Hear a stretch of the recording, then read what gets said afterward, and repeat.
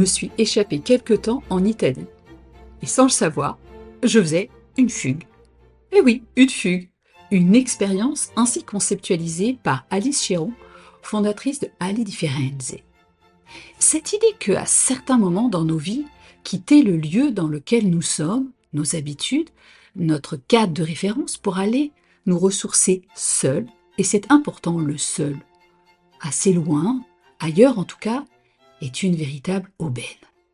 Alors bien sûr, dans ces circonstances-là, on fait face immédiatement à nos propres questionnements, au bourdonnement de nos pensées qui virevoltent, nos inquiétudes, nos peurs qui refont surface, à ce dialogue intérieur, cette petite voix qui n'est plus petite du tout et qui soudain peuvent tous devenir assourdissants, prendre une place monumentale, inquiétante même. J'ai eu la grande chance d'aller rencontrer Alice sous un merveilleux soleil d'automne florentin et de lui demander comment faire ami-ami avec cette parole intérieure lorsqu'on se retrouve seul.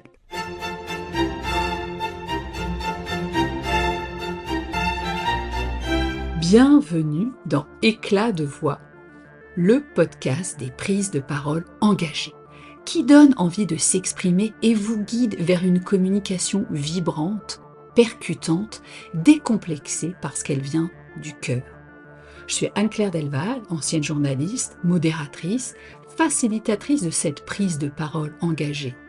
À ce micro, je vous donne de l'impulsion, des pistes, de la matière à réflexion, méditation, réaction. Je piétine allègrement quelques idées reçues et autres injonctions exaspérantes pour qu'à votre tour, vous osiez rayonner, porter haut et fort vos convictions, vos projets, vos entreprises. Dire plutôt que taire. E coach all'episodio di oggi. Alice a emmené beaucoup de femmes en fugue. Attention, et des fugues exclusivement italiennes puisque l'Italie est devenue sa seconde patrie. Dans le livre qu'elle a consacré à cette parenthèse initiatique, L'appel de la fugue, elle écrit ceci. La fugue s'accompagne d'une liberté folle, mais se fait à un prix, celui de la transparence. Une honnêteté que l'on se doit à soi-même. Affronter ses démons, réfléchir à ses échecs de manière constructive, se poser les questions qui fâchent. Dans son cas à elle, suis-je capable d'être mère, font partie des moments clés de la fugue. Ce sont ces derniers qui nous donnent aussi le sentiment d'avancer, d'avoir débloqué quelque chose, quel que soit le résultat de la fugue. Action concrète, silence, réflexion à mener sur le long terme, discussion avec son conjoint ou son patron. L'objectif principal reste d'être clair avec nous-mêmes sur les raisons qui nous poussent à ce choix. Je vous emmène donc à Florence pour l'écouter en sirotant un café macchiatone, en savourant un risotto aux légumes du soleil dont vous trouverez la recette sur son site Alice Differenze, ou une glace à la pistache. Mais une vraie, pas celle toute verte et artificielle. Nous allons nous régaler. Bonjour Alice. Bonjour Anne-Claire. Merci d'avoir accepté de participer au podcast. Merci à toi. Plaisir. Alors, ces fugues, ça peut faire rêver, ça donne envie. Et en même temps, je me dis, quand on se retrouve dans cette situation de fugue, même si on l'a choisi, même si on l'a préparé, comme tu en parles dans le livre, tu le proposes tout un parcours à faire, je me dis, une fois qu'on est là, on va se retrouver face à soi-même, donc on va se parler à soi-même. Comment est-ce qu'on peut traduire, coucher, apprivoiser tous ces mots qui vont commencer à tourbillonner dans notre tête? C'est pas une question facile parce que je pense que pour s'écouter convenablement, il faut avoir en fait une attitude déjà bienveillante envers soi-même. Et bien souvent quand on arrive en fugue, quand on est dans des moments de changement, quand on se pose beaucoup de questions, c'est pas évident d'avoir ce rapport-là avec soi-même. Il y a même parfois des techniques d'évitement où en fait on est très éloigné de nos envies profondes, de qui l'on est, etc. On a mis beaucoup de couches par-dessus tout ça. Donc revenir dans le dialogue, c'est accepter de s'envisager comme une personne bienveillante. Enfin, c'est travailler ce rapport-là de bienveillance entre soi et soi-même. C'est pas facile. Moi, je dis toujours, j'aime l'idée de laisser les idées remonter à la surface un peu comme des bulles. Donc, je crois qu'il faut se laisser un petit peu de temps dans le moment de la fugue euh, pour voir ces idées. Qu'est-ce qu'on va se dire en fait? On ne sait pas ce qu'on va se dire. On ne sait pas ce qui va arriver dans nos têtes, dans nos cœurs, dans notre esprit. C'est aussi en fonction de ce qu'on va faire que des choses vont aussi émerger. En fait, bien souvent, je l'ai remarqué dans mes propres fugues personnelles, mais aussi dans les fugues italiennes où voilà, on a accompagné plus de 300 femmes dans ce projet des fugues, que bien souvent, tu arrives en fugue en étant sûr du sujet que tu dois traiter, parce que justement, tu as un changement en tête, tu as quelque chose là dans ta charge mentale, mais bien souvent, à la fin des 2 jours, 3 jours, 4 jours, en fait, tu repars en ayant pensé complètement à autre chose. Parce qu'en fait, avoir cette espèce de page blanche, de terrain, de neutralité, où que tu sois, en fait, c'est ça la magie. C'est ça qui fait peur, parce que tu ne sais pas ce qui va se passer. Mais je pense que c'est ça le plus beau cadeau dans le contexte de la fugue, c'est de laisser le point d'interrogation, d'accepter que c'est une page blanche et de voir ce qui va en ressortir. C'est intéressant parce que souvent, on se parle à soi-même comme jamais on parlerait à un ami. Donc, la question de la bienveillance envers soi-même, peut-être qu'il faut qu'on la cultive un petit peu avant de partir en fugue, je sais pas, parce que écouter sa propre voix, parfois ça peut faire peur. Alors comment est-ce qu'on peut justement dépasser plutôt ce brouhaha mental qui va probablement induire une sorte de chaos émotionnel, parce que on part peut-être avec une idée, mais comme tu l'as bien dit, bah, souvent il y a autre chose qui advient et qui était peut-être plus en profondeur, qui en profite pour remonter à la surface, comme tu le disais. Donc, oui, comment est-ce qu'on peut faire au cours de ce temps qui finalement est une vraie introspection pour gérer ce qui peut arriver, enfin, gérer tant et qu'on puisse gérer, mais en tout cas accueillir ce qui est là. Alors, déjà, moi, je rebondis sur sur ce que tu as dit sur le rapport de bienveillance. Moi, il y a eu un moment où je me suis rendu compte qu'en fait, je me parlais à moi-même, mais je parlais à personne d'autre comme ça, en fait. Le ton, les accusations, la dureté, le niveau d'exigence, je n'ai aucune, tu vois, de ces choses-là avec d'autres personnes qu'avec moi-même, quoi. Et je me dis, en fait, une amie, je lui dirais pas ça comme ça, ma sœur, je lui dirais jamais ça comme ça. Commençons par faire redescendre la pression, quoi. Donc déjà, ça, c'est vraiment un truc fondamental. Et je crois qu'en fait, c'est qu'une question de déclic.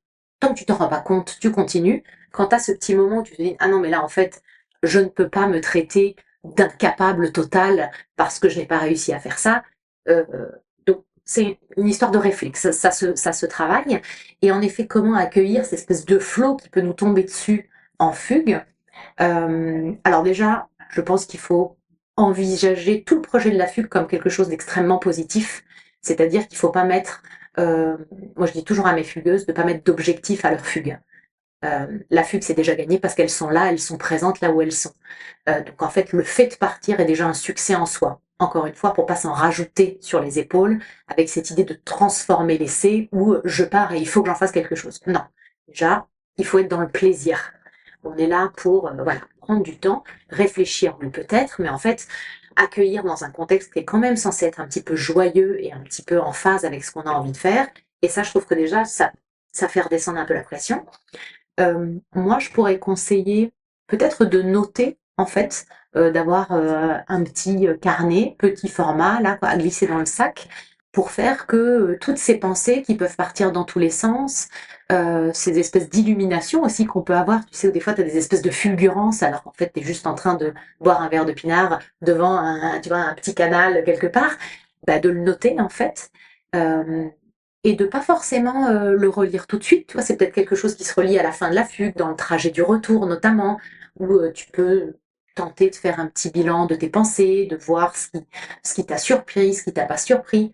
Et puis après, on n'est pas là en fugue pour, et ça rejoint le point de l'objectif, se mettre 3 jours à réfléchir comme une dingue et à s'en mettre, tu vois, plein la poire de nouveau dans les objectifs et tout ça. Donc en fait, si je pars pour le plaisir, j'imagine que des choses vont remonter, mais en fait tout ça est plus léger quand même. Sauf bien sûr, tu vois, moi j'ai déjà vu voilà, des femmes qui ont vraiment eu le besoin de partir 3-4 jours parce que l'aspect vraiment nécessaire du fait de prendre une décision, donc notamment pour des changements professionnels où voilà, j'ai une amie qui était partie 4 jours, s'enfermer dans une maison de campagne pendant 4 jours. Voilà, elle a écrit tout ce qu'elle avait besoin d'écrire pour faire le bilan de son état professionnel, les 2 voies qui étaient devant elle et prendre des décisions. Donc là, c'est quand même une fugue, tu vois, qui a un contexte vraiment très très précis. Mais je pense que dans le cadre d'une fugue euh, autour d'une dimension de plaisir, il faut laisser les choses venir plus légèrement. Et je pense qu'écrire, c'est toujours quand même un bon moyen euh, pour déposer. Je partage l'idée et j'aime bien dans le livre le fait que ça se soit proposé. D'ailleurs, tu proposes aussi des petits carnets Ouais, qui guident un petit peu peut-être les ouais. réflexions parce que parfois la feuille blanche, ça fait aussi peur que les paroles qui Ouais. montent dans la tête et qui se cognent les unes les autres. Donc, Mais tu sais, je trouve que parfois le carnet, en fait, il faut pas le voir comme un carnet, comme un journal intime, il faut le voir comme un espèce de flot. Moi, j'arrive pas trop à le faire sur le carnet, le flot, j'arrive plutôt à le faire sur mon téléphone. J'ai une note qui s'appelle flow, et sur le flow, ça n'a aucun sens, ça n'a ni queue ni tête. Des fois, il y a des mots, des fois, il y a des phrases, des fois, il y a des références, mais j'ai déposé quelque part ce que j'avais dans la tête. Et c'est vraiment cette idée de sortir de la tête, poser quelque part, et donc mettre le problème un petit peu à distance, la situation à distance, et la regarder un petit peu différemment plutôt que la laisser comme ça mariner à l'intérieur. Ouais. C'est une démarche qui permet du recul, qui permet aussi d'apaiser, parce que c'est vrai qu'on est tellement dans un flot, mais alors un autre, d'agitation permanente, que prendre ne serait-ce qu'un moment pour se dire, attends, j'ai ça, je le note tout de suite avant d'oublier, ça me percute tellement fort que j'en garde une trace. C'est vrai que c'est intéressant. Ouais, puis des fois, tu as des idées qui te viennent et en fait, c'est dans la formulation de l'idée que va être aussi sa force. C'est-à-dire que, je sais pas moi, tu veux te séparer de ton conjoint, par exemple, tu vois, et puis il y a un moment, en fait, la façon dont tu vas envisager la situation, peut-être vis-à-vis de toi et pas vis-à-vis de lui. Enfin, c'est parfois les mots, ils comptent énormément dans la prise de décision et donc poser quelque part tout ça quand ça nous vient, je trouve ça toujours utile. Alors, donc j'ai découvert grâce à toi que je faisais une fugue et je la fais en Italie. Italie, je ne parle pas l'italien, je parle l'espagnol, je parle le français, les Italiens parlent très peu l'anglais. Donc ça me met dans une situation qui, moi, me convient parce que j'aime bien cette mise à distance, mais pour beaucoup, ça peut être anxiogène, angoissant ou très très perturbant. Qu'est-ce que tu proposes dans ce genre de situation? Alors je pense que la beauté de partir dans un pays où on parle pas forcément la langue, c'est que dans la mesure où organiser une fugue, c'est pas facile. Même au bout d'années où tu as l'habitude de partir toute seule, ça demande quand même un effort de logistique, d'organisation. Pas forcément vis-à-vis de la famille, vis-à-vis du travail. Enfin, il y a il y a le chien. Enfin, il y a des choses à penser pour organiser ce petit bout de temps là pour toi. Le fait, on n'est pas toujours dans la possibilité de pouvoir partir 10 jours. C'est peut-être parfois plutôt 3 jours, tu vois, sur des formats courts. Il n'y a rien de mieux qu'une langue étrangère pour te faire couper net avec ton quotidien et te plonger à vitesse accélérée dans un autre univers qui est cette espèce de spatio-temporalité de ta fugue, tu vois, pendant 48 ou 72 heures. Donc, faut le voir aussi comme ça, comme quelque chose qui t'aide à couper très net avec le quotidien. Et ensuite, je vais utiliser un conseil que j'avais adoré de la part de Michela, qui est une artisane qu'on a visitée à Venise euh, et qui a toute une démarche éco-responsable autour du tourisme à Venise. Elle crée des bougies qui représentent la lagune qui est en train de s'effondrer avec, tu vois, la cire qui fond, enfin, en reprenant des motifs de l'architecture de la ville. Enfin, c'est magnifique. Euh, et Michela, elle m'avait dit un truc qui, j'avais trouvé ça génial, c'est elle adore partir dans des pays où elle ne parle pas la langue, tu vois, c'est pas un critère pour elle de parler la langue quand elle part quelque part, mais comment elle fait, parce qu'elle a besoin, elle veut toujours se connecter avec les locaux, c'est très important. Comment est-ce qu'elle fait ça? En fait, elle réfléchit à ses passions et ses centres d'intérêt, et elle va rencontrer des gens en face qui ont les mêmes passions et mêmes centres d'intérêt. Elle, c'est une artisane qui fait main. Quand elle part au Maroc, et qu'elle parle pas la langue et qu'elle est au milieu du désert, elle va voir les artisans qui font du fait main. Et en fait, c'est dans les gestes, c'est dans la passion, c'est dans le produit que la communication, elle va se faire. Donc, c'est pas sujet, verbe, complément, mais c'est, en fait, on parle le même langage, toi et moi, via les mains, il y a plein d'autres choses, et c'est comme ça que le lien se fait. J'avais trouvé ça absolument formidable. Alors, En t'entendant parler, objectivement, j'ai vraiment des frissons et ça m'émeut beaucoup parce que c'est exactement la démarche que j'ai eue aujourd'hui. Quand je suis venue en Italie, je me suis connectée, je fais du vélo, je me suis connectée à des cyclistes qui m'ont emmené découvrir les tours de Luca. Ils étaient tellement contents de me Bien montrer sûr. ça. Et la joie qu'il y avait dans leurs yeux était équivalente à la mienne. Et en fait, c'est là où on se rend compte que la communication, elle peut aller au-delà aussi Ouais, des mots et qu'elle prend une autre forme, une autre complètement. dimension. Et on se laisse plus porter dans ce genre Ouais. de cas. Oui, parce qu'en fait, tu maîtrises des codes, tu maîtrises les tiens. Tu sais comment le vélo fonctionne, que tu sois ici ou ailleurs. Donc en fait, ça te fait un point d'entrée où tu as un tout petit peu de sécurité par rapport voilà, au format, à ce qui va se passer. Et évidemment que la communication, elle va se faire d'une manière ou d'une autre, quoi. Et ça, je trouve ça assez magique. Mais j'avais adoré que Michaela le propose. Toi, c'est via le sport, parfait exemple. Elle, c'est via le travail des mains, la manualité, où elle va rentrer chez un encadreur, comme chez quelqu'un qui fait de la céramique. Et en fait, ils vont parler le même langage. J'ai beaucoup aimé dans le livre le témoignage d'Anne-Sophie qui dit une fugue, c'est écouter son silence. Là encore, on en revient toujours aux mêmes choses. Le silence pour certaines, ça va être ah, je vais me plonger dans un petit cocon, enfin on va arrêter de me parler. Donc on peut imaginer les introvertis ou celles qui sont trop agitées. Mais pour beaucoup, ça peut être waouh, face à ce qu'on pourrait mettre entre guillemets comme étant un vide, l'ennui. D'ailleurs, je reviens encore dans le livre, mais ça fait souvent écho à ce que moi je pense aussi. Tu décris bien que l'ennui, le vide, c'est absolument Fondamental. voilà, fondamental. Donc là, comment est-ce qu'on peut naviguer dans ce vide qui finalement est au fond super créatif? Ouais.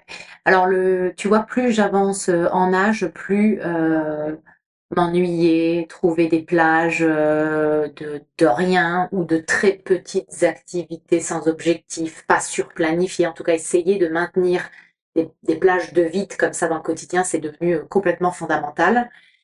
Moi, enfin, j'ai l'impression que de temps en temps, tu vois, quand je suis dans une frénésie totale de choses à faire, la vie sociale par-dessus, la vie de famille par-dessus, le quotidien hystérique, en fait, j'ai l'impression que je vis pas dans mon propre corps, quoi. Enfin, tu vois, t'as un espèce de truc dissociatif où dissocié, là où tu fais avancer la machine comme une dingue et mais tu sais plus où t'habites, quoi.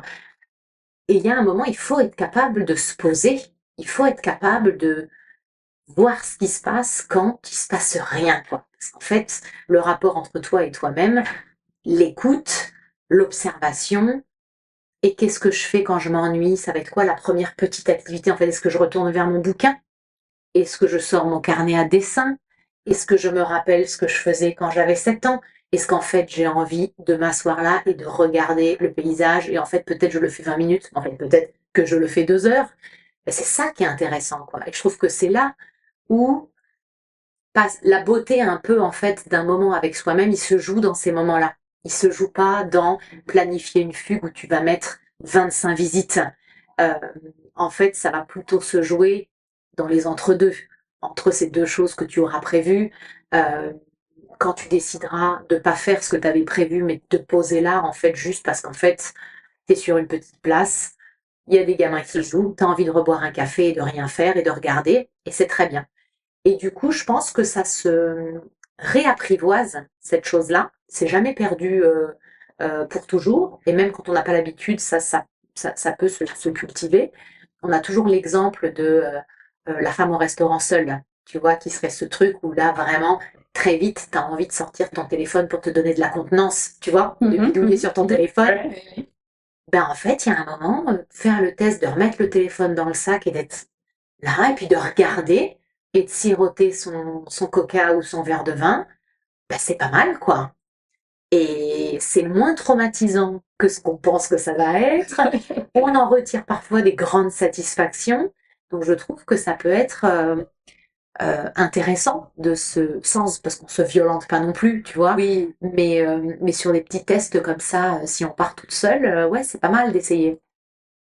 j'aime beaucoup ce côté très positif et engageant que tu mets dans cette notion de la fugue, qui n'est pas juste, et ça tu le dis bien, c'est pas une fuite Non, absolument, c'est une sorte de bulle ou je sais pas comment est-ce qu'on pourrait la c'est vraiment caractériser. Voilà, une une parenthèse. parenthèse de quelques jours qui coupe absolument avec le quotidien, d'une certaine manière, pour mieux y revenir.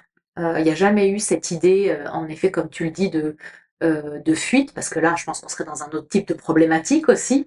Là, on est plus sur cette petite prise de hauteur ou ce pas de côté pour regarder la situation avec un tout petit peu plus de recul, un autre point de vue, en étant peut-être légèrement plus reposé, parce qu'on a eu le temps de faire 2 siestes, tu vois, sur le week-end, légèrement plus joyeuse, parce qu'on a pu faire 3 musées alors qu'on a des gamins et qu'on peut plus mettre un pied au musée. C'est récupérer quelque chose pour soi qui te permet de mieux réfléchir ou de regarder la situation avec un peu plus de justesse. Et alors justement, quand on va replonger dans ce quotidien, revient encore une fois cette question de la communication, parce que j'imagine qu'il y a évidemment toutes les tendances possibles, mais peut-être qu'on n'a pas envie de tout partager. Les autres n'ont pas été avec nous, n'ont pas pu manifester ou contribuer à cette fugue. Alors comment est-ce que la connexion se refait quand on rentre? Comment est-ce que les gens vivent ce retour au quotidien? Alors moi, j'adore l'idée de cultiver vraiment en fait un espèce de jardin secret autour de cette idée de fugue qui permet aussi dans cette idée de bienveillance, de relation avec soi-même, en fait c'est un espèce de petit terreau intérieur, tout ça. Dans le livre on appelle ça le refuge interne, qui serait un peu cette chambre d'ado mais en version adulte, dans lequel on aurait mis ses meilleurs souvenirs de fugue, les pensées qu'on a eues, les mots qui ont été importants, euh, les gens peut-être qu'on a rencontrés. Et en fait, tout ça, de toute manière, ça nourrira personne d'autre à part soi-même, hein. Donc déjà, le lien, il n'existe que parce qu'on l'a encore dans le cœur, dans la tête, etc. Je pense que si les gens sont curieux, il faut, moi j'appelle ça donner à manger. C'est-à-dire que je suis partie à Venise, j'ai passé 3 jours, c'était canon, j'ai visité ça et ça, j'ai mangé des pâtes, terminé. Le problème, c'est si tu laisses un mystère total planer, les gens, ça les rend dingues. Bon, tu racontes un minimum et puis c'est terminé.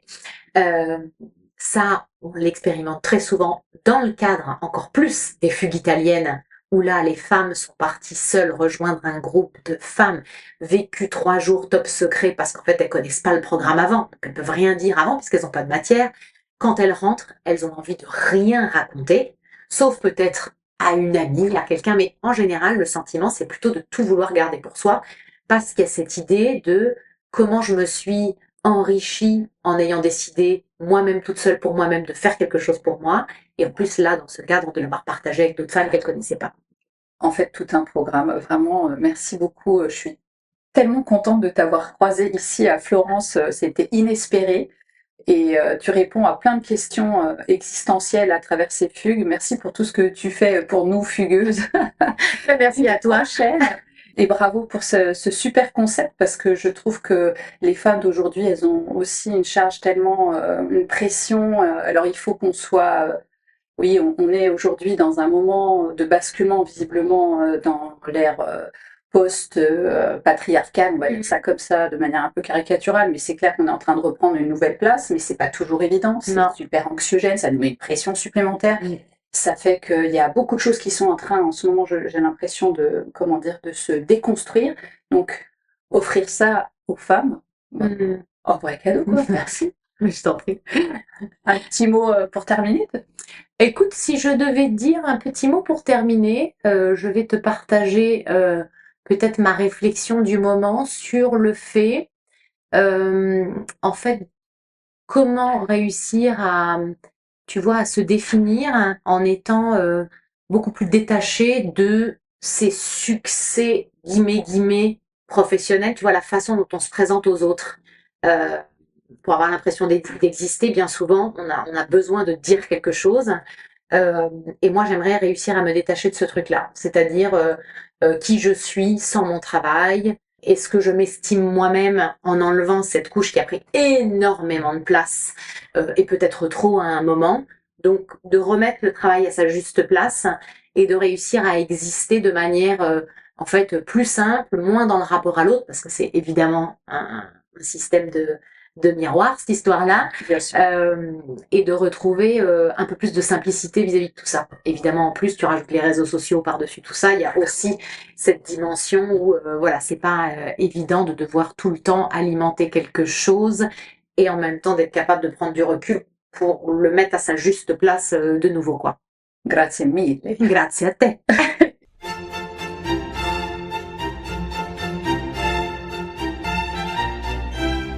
Je suis rentrée d'Italie dans un brouillard gris et glacial, ambiance habituelle de novembre au Luxembourg. Mais brillent et m'éclairent encore tous les bénéfices de cette escapade toscane et de cet inattendu cadeau, cette conversazione avec Alice. J'espère qu'elle vous aura donné à vous aussi des envies de fugue, de reconnexion intime et de modifier la façon dont vous vous adressez à vous-même. Et pour qu'Éclat de voix lui aussi continue de briller de mille feux, pensez à lui mettre des étoiles, des commentaires élogieux et à le partager. En attendant de vous retrouver, je vous souhaite des éclats de voix luminoso, dorato, dolce, felice, allegro.